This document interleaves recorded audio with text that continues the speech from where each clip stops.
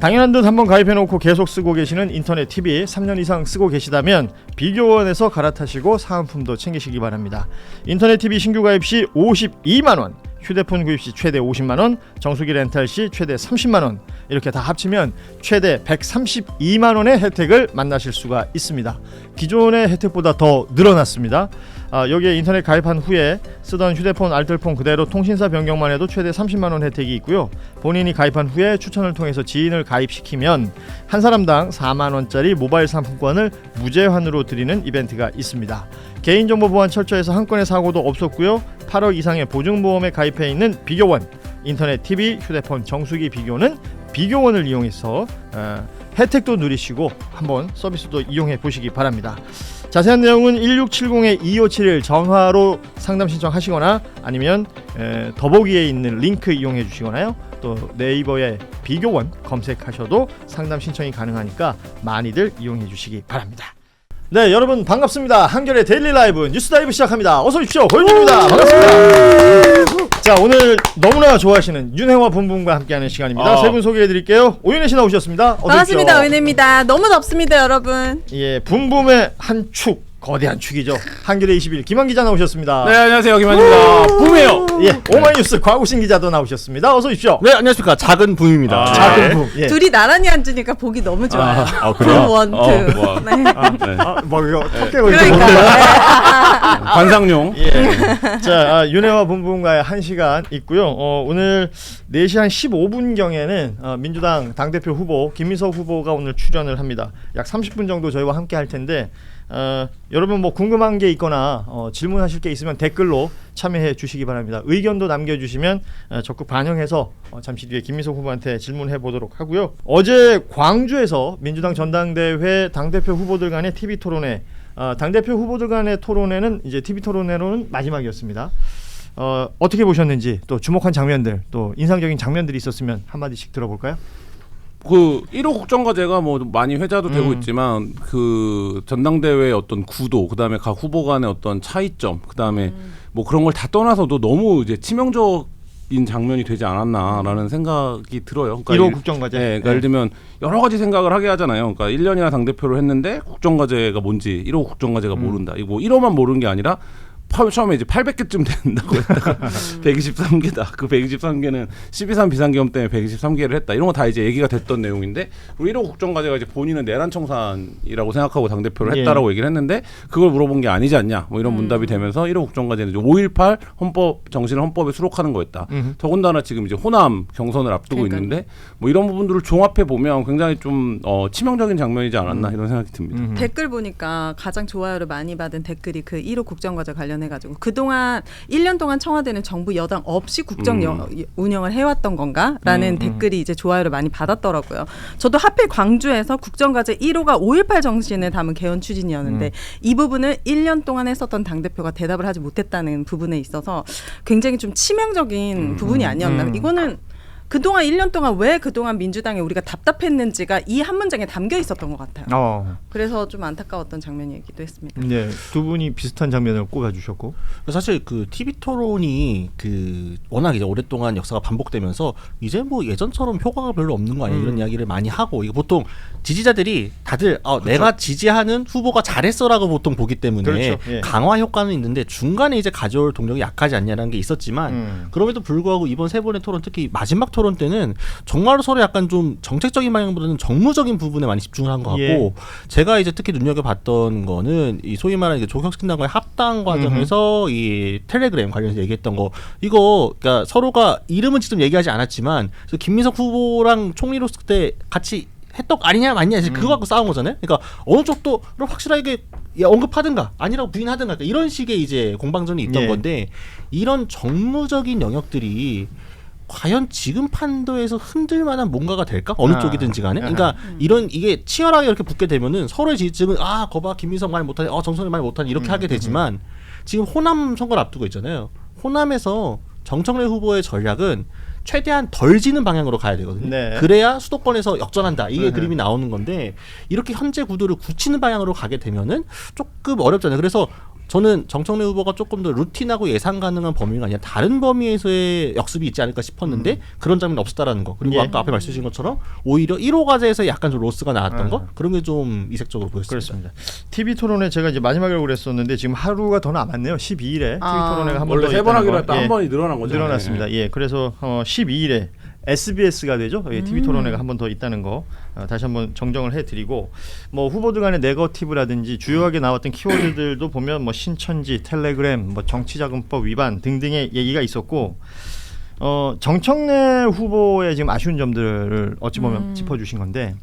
뭐 각각 후보들별로 좀 봤을 때 김인석 후보는 좀 아쉬운 부분이 없었습니까 혹시? 근데 저는 그 사실 신천지 관련 부분에 가지고는 김민석 후보가 조금 더 깔끔하게 정리하고 빠지는 게 맞지 않나 싶기는 해요. 그러니까 왜냐하면 처음에 김민석 후보가 신천지 관련 얘기를 했을 때 반열, 그러니까 저기 그 분열주의와 반명과 엮어 가지고 이 3대 세력들과의 싸우는 거를 주요한 이 전당대회 본질적인 목표라고 이야기를 했고 그 당시에 정청래 후보의 이름을 언급하진 않았지만 그렇습니다. 거의 모든 언론의 해석은 이건 정청래 후보겠구나라고 했단 말이죠. 예. 근데 이후에 본인이 이거 이제 좀 포지티브한 걸로 넘어가겠다. 그래서 언급하지 않겠다라고 이야기하면서 빠졌는데, 예. 그러니까 나는 후보 이름 언급한 적 없고 그냥 그런 우려가 나온 걸 경고한 것뿐이야라고 하는 거는 국무총리를 지낸 분의 입장에서 특히나 본인의 파장이 어떨 건지 뻔히 알면서 그렇게 말씀하시는 거는 좋은 전략은 오히려 아니었던 것 같다. 그러니까 오히려 신천지를 이번 의제에서 빼려고 하면은 오히려 그냥 깔끔하게 먼저 사과하고 조금 이렇게 인정을 하고 나면 정리를 해버렸다면 그러면 오히려 정청래 후보가 그렇게 계속 공격하는 게 오히려 조금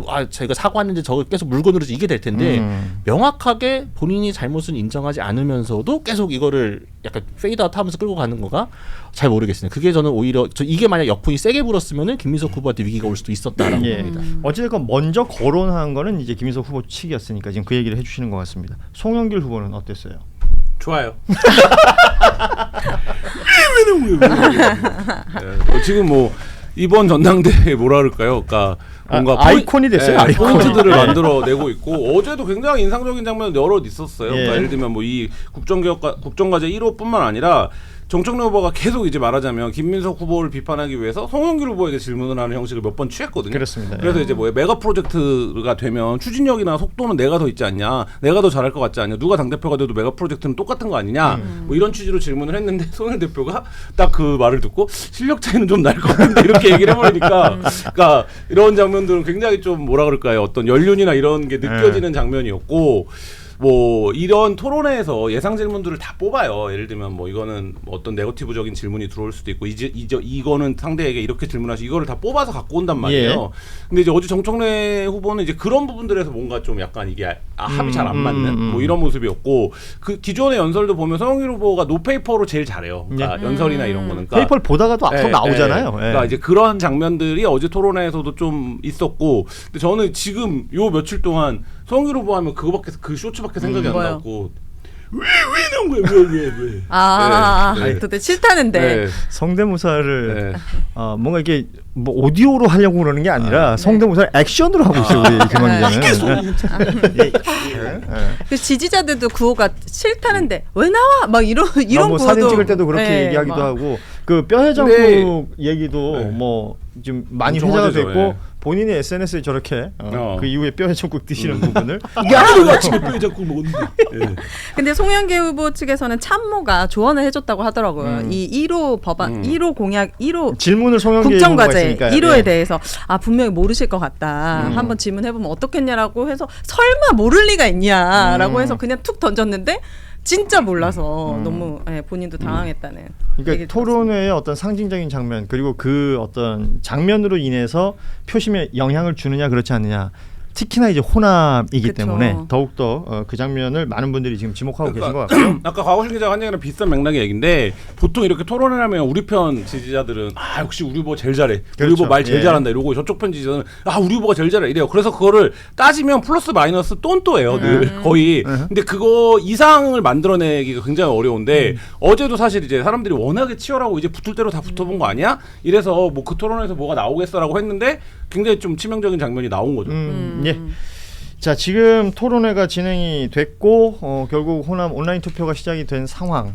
그리고 호남과 서울 경기가 뭐 결과적으로는 판사를 결정지을 것이다라는 얘기까지 다 이제 정리가 돼 있는 상황이고 이 시간들을 뭐 후보들은 굉장히 중요하게 여기고 지금 보내고 계실 텐데 이 와중에 이제 대통령 관련한 지지율 어제 리얼미터 조사 내용을 보면 이재명 대통령 지지율이 43.3%.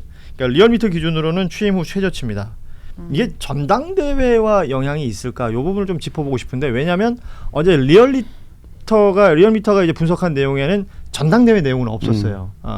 그런데 아무래도 최근에는 뭐 뉴스에서 지분을 많이 차지하고 있는 게 전당대회 뉴스고 이게 민주당에 대한 어떤 호감 비호감 이것이 대통령의 지지율과 연동이 될까? 어떻게 보십니까? 전 전당대 영향이 좀 있을 수밖에 없다라고 보고요. 특히나 단순히 그냥 이 개파 갈등을 통해서 네거티브한 뉴스가 너무 많이 나와서 민주당도 지금 정체 혹은 소폭 하락이고 국정 지지에 영향을 미쳤다. 이게 이제 디폴트인 거고 이게 기본적으로 있는 거고 제가 조금 눈여겨 보는 것은 민주당 지지층이 분화하는 과정에서 민주당은 지지하는데 대통령에는 비판적인 분들이 목소리가 커지고 있다는 건 분명한 것 같아요. 그러니까 이전에는 뉴 이재명이라고 부르는 분들은 이재명 대통령은 지지하는데 민주당은 지지하지 않는 분들이었다고 한다면은 기존 민주당 지지층에서도 이제 약간 좀 다른 이반 현상이 나오고 있다는. 근데 이게 당연히 이제 국정이 이제 1년 옆으로 지나가고 나고 또 대통령 여러 가지를 하면서 자연스럽게 생기는 거고 생기는 것 자체가 나쁘다고 볼 수는 없는데 그 소위 말하는 이재명 대통령 비판하는 분들의 동력이라는 게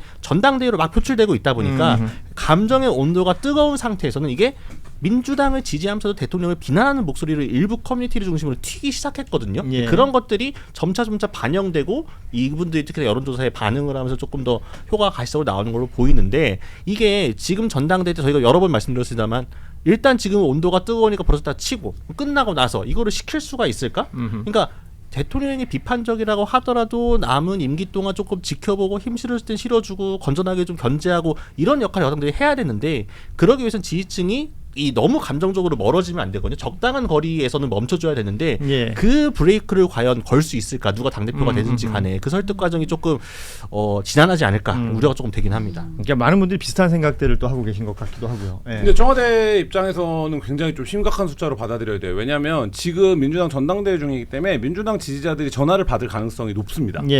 그렇기 때문에 대통령 지지율이 통상적으로 많이 나와야 돼요. 이거를 컨벤션 효과라고 부르는 거 아닙니까? 전당대회. 그렇죠. 그러니까 그 당 전체가 누리는.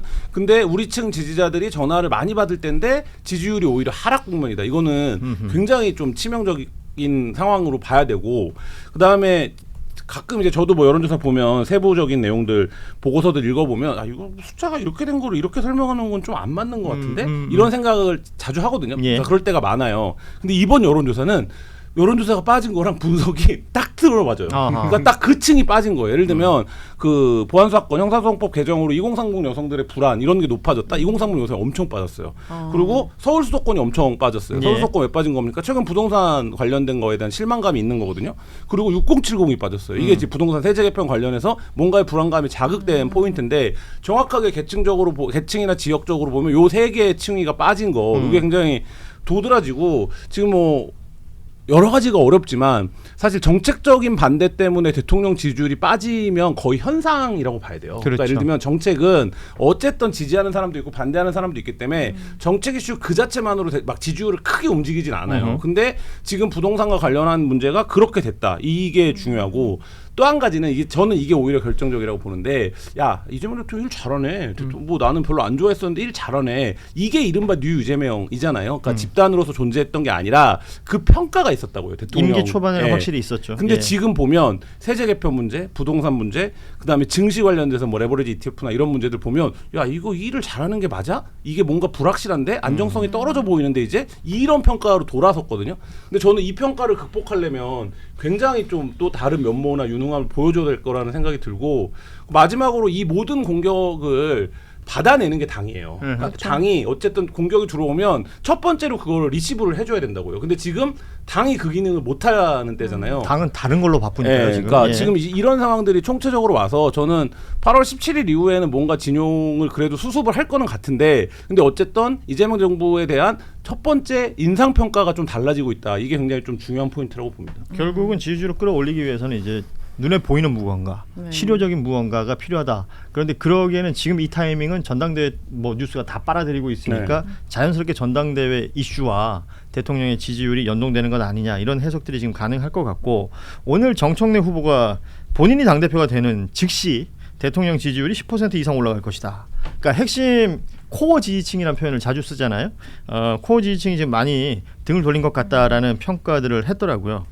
그러니까 지금 아까 우리 김한 기자 잠시 언급했지만 리얼미터 조사 기준으로 소위 말하는 이제 진보층 네. 그리고 민주당을 지지하는 층에서 빠지는 부분들을 정청래 후보는 본인이 당대표 되면 이건 극복된다 라는 취지의 발언을 한 겁니다. 이 말은 저는 절대 맞지 않다라고 생각이 들어요. 방금 김한 기자님께서 보안 수사권 폐지에 대해서 2030이 빠진 부분이 있는데 이 부분에 대한 원인 제공을 한 분이잖아요.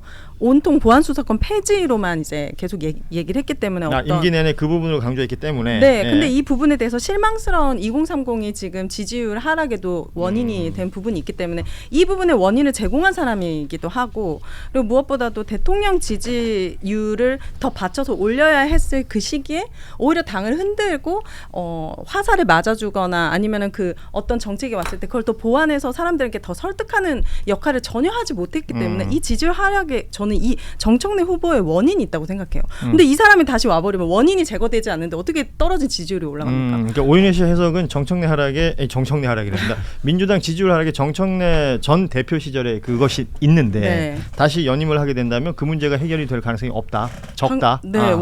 원인이 해결이 안 돼요. 근데 뭐 여론조사 결과를 갖고 코어 지지층이 빠졌네 이런 거 하지만 제가 아까 뭐 이게 얘기 자체가 좀 부질없는 얘기인데 주장이고 해석인데 네, 참 제가 아까 부질없다고. 얘기했던 청년 서울 수도권 6070은 민주당의 코어가 아니에요. 그러니까 여기는 모든 선거에서 거의 스윙보터로 등장하는 집단인데 이 스윙보터 집단이 빠졌다라는 게 리얼미터의 핵심이에요. 민주당의 코어는 호남과 4050이에요. 그래서 지금 이 여론조사를 이렇게 해석하면 안 되고 제가 보기에는 어떻게 봐야 되냐면 딱 한 번 민주당이 최근 10년 역사에서 가장 크게 드라마틱하게 졌던 게 윤석열 당선됐을 때 아닙니까? 그때 이준석이 들고 나왔던 얘기가 뭡니까? 세대포 이론이에요. 예. 2030 세대와 6070 세대가 연합을 해서 인구적으로 가장 두터운 4050을 둘러싸서 우리가 이긴다. 이 전략이었는데 지금 여론조사만 놓고 보면 대통령은 구조적 다수를 말했는데 역으로 약간 세대포위 되는 느낌이 들거든요. 그러면 여기서 한 축이라도 무너뜨려야 돼요. 근데 부동산은 이거 세제 개편 방향이 조세정이야. 이거 그리고 방향적으로는 전문가들도 그렇고 어느 정도 동의를 하는 지점들이 있어요. 정책적인 어려움이 예상되지만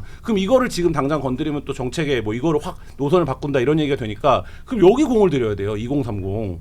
그럼 이거가 지금 돼야지 극복이 가능한 상황인데 이거를 코어 지지층이 빠진다라는 얘기로 설명하는 거는 부정확한 진단이다. 빠지면 코어가 아닌 거죠. 그리고 정청래 후보님 같은 경우에는 강성 지지자들의 결집을 계속 호소하고 있어요. 근데 이재명 정부는 구조적 다수를 계속 얘기하잖아요. 그러니까 아예 동상이몽이에요. 그래서 이거는 정말 정부 여당으로서 청와대에 발맞춰 하기에는 서로 바라보는 방향이 많이 다른 것 같다. 지지율 10%가 올라갈 게 아니라 더 빠질 수도 있을 것이다. 2030을 중요하게 여기는 것은 민주당이 지금 자체 진단도 그렇고 외부에서 봐도 그렇고 그 진단은 뭐 굉장히 유효한 것 같은데 최근에 버스하우스 이슈 있었잖아요. 이거는 뭐 다른 세대 모두 누가 봐도 좀 어이없다라고 얘기하지만 2030들이 봤을 때는 더 크겠죠. 그 당연하죠. 어떤 뭐랄까요 상실감이나 이런 것들이. 당연한 듯 한번 가입해놓고 계속 쓰고 계시는 인터넷 TV 3년 이상 쓰고 계시다면 비교원에서 갈아타시고 사은품도 챙기시기 바랍니다. 인터넷 TV 신규 가입 시 52만 원, 휴대폰 구입 시 최대 50만 원, 정수기 렌탈 시 최대 30만 원 이렇게 다 합치면 최대 132만 원의 혜택을 만나실 수가 있습니다. 기존의 혜택보다 더 늘어났습니다. 여기에 인터넷 가입한 후에 쓰던 휴대폰 알뜰폰 그대로 통신사 변경만 해도 최대 30만 원 혜택이 있고요. 본인이 가입한 후에 추천을 통해서 지인을 가입시키면 한 사람당 4만 원짜리 모바일 상품권을 무제한으로 드리는 이벤트가 있습니다. 개인정보 보안 철저해서 한 건의 사고도 없었고요. 8억 이상의 보증보험에 가입해 있는 비교원, 인터넷 TV, 휴대폰 정수기 비교는 비교원을 이용해서 혜택도 누리시고 한번 서비스도 이용해 보시기 바랍니다. 자세한 내용은 1670-2571 전화로 상담 신청하시거나 아니면 더보기에 있는 링크 이용해 주시거나요. 또 네이버에 비교원 검색하셔도 상담 신청이 가능하니까 많이들 이용해 주시기 바랍니다.